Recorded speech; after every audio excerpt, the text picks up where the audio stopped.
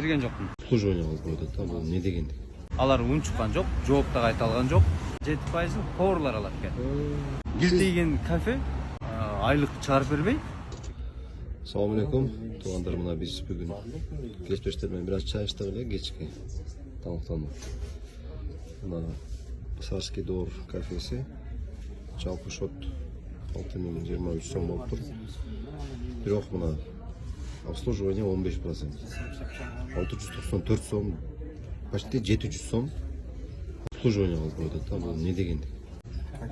Бул деген 1000 сомду обслуживание кылып коет. Бул эми 15%ды толук бул официант балага бербейт да.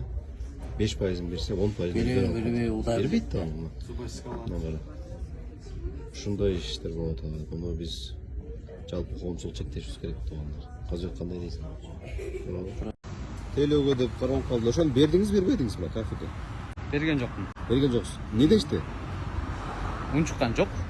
Талап кылсак болот экен.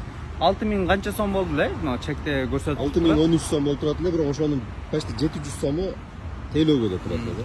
Ошону мына азыр көрсөтүп коем. Мына 5329 сом гана төлөдүм. Буну чектен да өзүңөр көрсөңөр болот. Мен Деле түшүнсө болот экен ар бир кардар өзү. Мен өзүмдүн укугумду, өзүмдүн талабымды кандай талаштыңыз да? Талаштым. Алар унчуккан жок, жооп да кайта алган жок. Макул болуп калышты ошо. Макул болуп калышты. Жок, азаматсыз мына көрдүңүздөр. 15% деген нерсени мен төлөгөн жоксуз. Кызмат тейлөөгө төлөгөн жоксуз.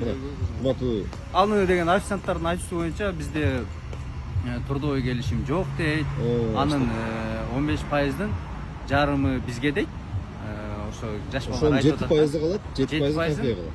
7%ын поварлар алат экен. Поварлар тамак пиширип берген үчүн, булар алып келип берген үчүн 7%дан бөлүшүп алат экен. Айлык ошол экен негизинечи.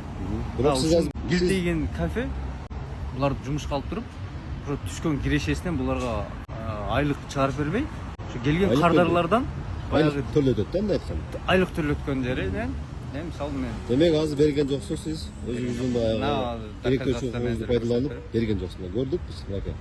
Sarskiy Dorго келип ушундай талапты кылып, ар бир өзү кардар өзүнүн укугун билсе, ушинтип кылса болот экен туугандар. Ушинтип улантайлы баарыбыз.